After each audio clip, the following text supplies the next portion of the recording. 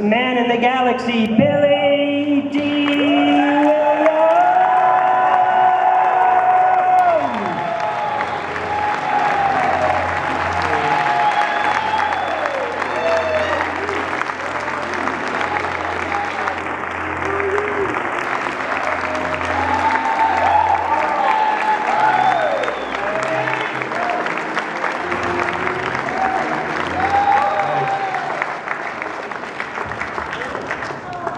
Thank you very much. I haven't been to Rhode Island in quite some time.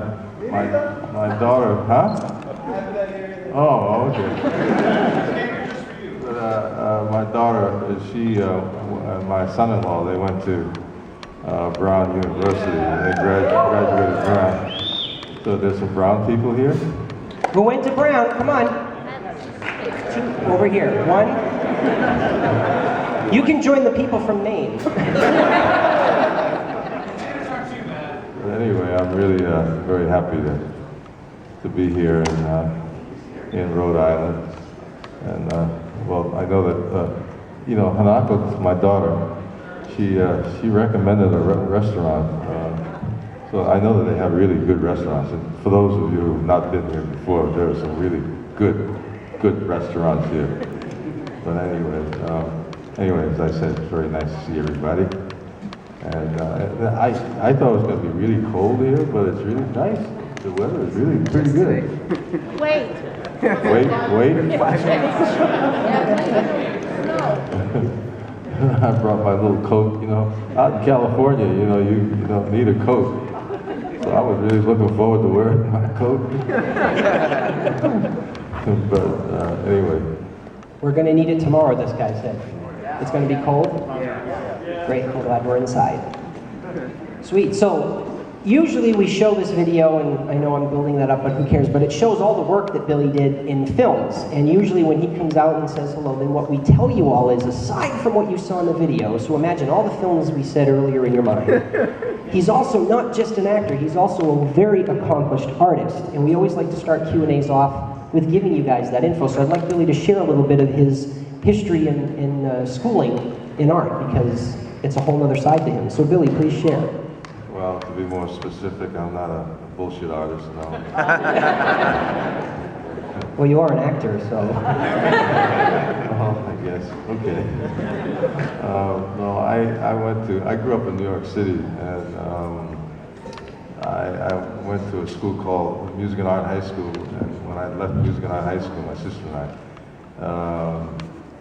I got a scholarship to a school called the National Academy of Design for the Fine Arts, where I spent 2 years on the scholarship painting. And I was nominated for a Guggenheim when I was about 18, 19 years old, and I received a Hallgarten, which is comparable to a Guggenheim. But I spent 2 years painting there, and I have, the Smithsonian owns one of my pieces, and Schoenberg in New York City owns a piece. The Kansas City Jazz Museum owns a piece. And I did a lot of exhibiting from the 80s into early 2000. I haven't done too much exhibiting, although I do have some paintings in Toronto being shown in a gallery called the Brian List Gallery. But if you're curious to see any of the work, I have a website, and it's bdwworldart.com. So if you remember that, you can check it out. Check it out. We also have downstairs at the signing area one of his paintings. It's a lithograph that he did of The Empire Strikes Back. So, and we have these new things we just did. We have these executive pens that have a different piece of artwork on it. So if you come down to the signing area, not only can you see it, you can buy one. That deserved a clap. Come on, guys. Now, I love how energetic this young lady is in the third row. She's already got a question. So who's the closest mic that can come over here? Oh, I have a big mouth. That's okay. Don't forget. but see, the rest of the room wants to hear you. I have a big mouth, that's okay.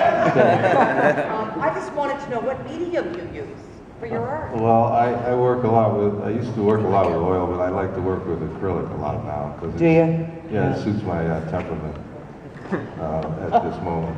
But, My son's an artist, so that's what I wanted really? to know. That's wonderful. Yeah. I did not know that, and I can't wait to look at the stuff. yeah, I call the work abstract reality. What I mean by that is that as real as things are, they are as abstract. In other words, it's representational, obvious to the eye, but I sort of do things to sort of allow the spectator to bring their own thoughts and ideas to it. So it's a kind of a device, but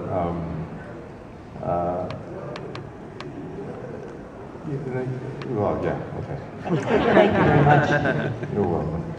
All right, now guys, I'll ask the next question, but when you've got a question, just shoot your hand in the air and we'll pick you out, okay?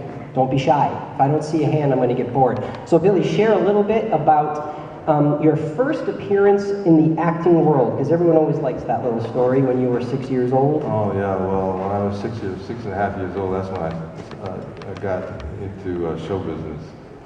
And my mom had great dreams. She was a very pretty person who had great dreams of being a movie star in those years.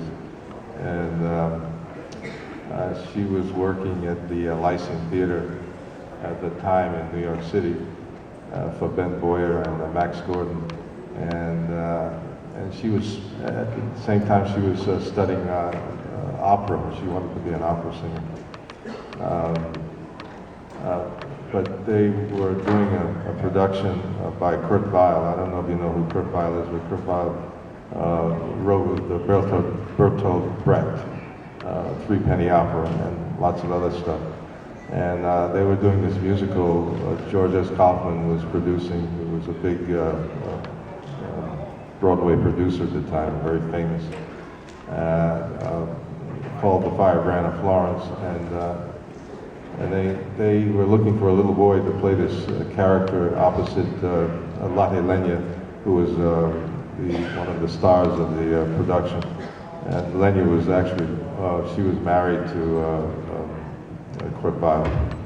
And so they were looking for a little boy, so they knew that my mom had a little boy, and so they had me come in to audition. So I got up on a stage, and they had me walk across the stage once, and then they had me walk across the stage twice, and then they said, "Thank you very much, Billy. That's good." And but I decided I wanted to walk across the stage 3 times, and they said, "No, that's okay." And I said, "Well, no, but I want to," and so I started crying. So I always say that I cried my way into show business.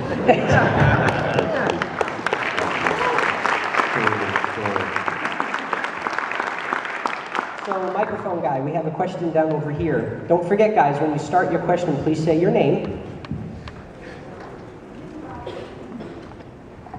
Hi, my name's Charles. I was just wondering, when you're doing your art, did any of your acting roles influence the art at all? When you're creating, or was other aspects to your life that influenced it? Well, I think they both feed each other, actually. The art feeds my acting, the acting feeds my art. And, it's, you know, for me, it's just, it's pretty much the same thing. It's all very creative stuff to do, but it's just using different mediums, different techniques. But they both feed each other, so, yeah. Excellent. Okay, in the back, I think it's one of the Maine people.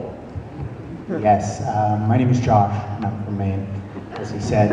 I was just wondering, when you did the original Batman film, if you would have liked to have gone and played the type of Two-Face, or were you more interested in the more straightforward, you know, the Harvey Dent side of the character? I wanted to do Two-Face, but they had changed hands at that time. I think Sony had come into the picture at the time, decided to go in a different direction. So, but the reason why I decided to do Harvey Dent was, because I would have liked to see the that. initial idea was a very good idea, and I think they should have followed through. But anyway, that's you know, you win some, you lose some. Thank you very much. Down, you want to do him first? That's fine. Thank you. I'm Charlie. As a fan, I think we're all like kind of collectors. You know, we take away, we try to own things from movies. Is there anything from your career that is near and dear to you, like something you got as a piece of memorabilia? Well, I had I got a, you mean from Star Wars? From anything. Oh, well, from Star Wars, I had a Wookiee head. Ewok head. I talked George out of that one. Anything else? Do you have like a museum at home of stuff from your film? Yeah, I have, no, not really. I should have kept the cake, though.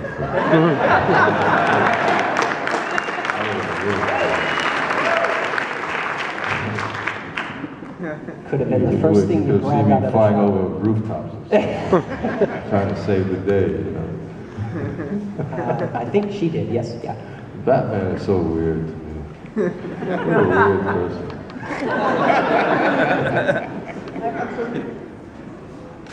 Hi, I'm Rita Watson. I'm with Providence Newspapers, and I have a question about Star Wars.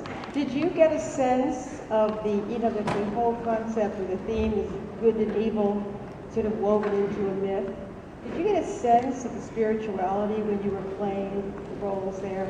By the way, my grandchildren think you are the hero of heroes. Thank you. So, was there a sense of spirituality going from the good to the evil and sort of working to get through the Jedi and whatnot? You mean in the general sense, or in my character? Or? In your character. Oh, my yeah, character? and in the general sense. I mean, I'm happily. Well, as far as my character is concerned, I mean, to me, he was a swashbuckling kind of, roguish kind of, Yeah. handsome kind of. And when I saw the cape, I said, whoa, That's it. let me do this. But as far as the whole project, the whole idea, the whole theme, I guess, I certainly good and evil is a certain part of it's certainly a part of the fabric of the whole saga. There's no question about it. I think that's one of the things that really appeals to people, certainly. That's why it has such a huge appeal, because it touches on all of those questions that we were always faced with, and certainly these days we're faced with a lot of them. You know, it's funny about technology. Technology is it has managed to give us a lot of advantages, but it also reveals an awful lot of craziness. You know, the dark side. There's a few people on their phones right now, like that guy in the back that took the towel off. Are we allowed to put her in the race for the contest because she's a professional questioner? Are you guys okay with that? Because that was a good question. You don't even know? Good, you're not in. Superman. No, Superman. Pay attention. Superman. There you go. Hi, my name is Wayne. I had a question. When you did Ryan's song, how was that actually acting as somebody who is actually alive and a person in Gale Sayers?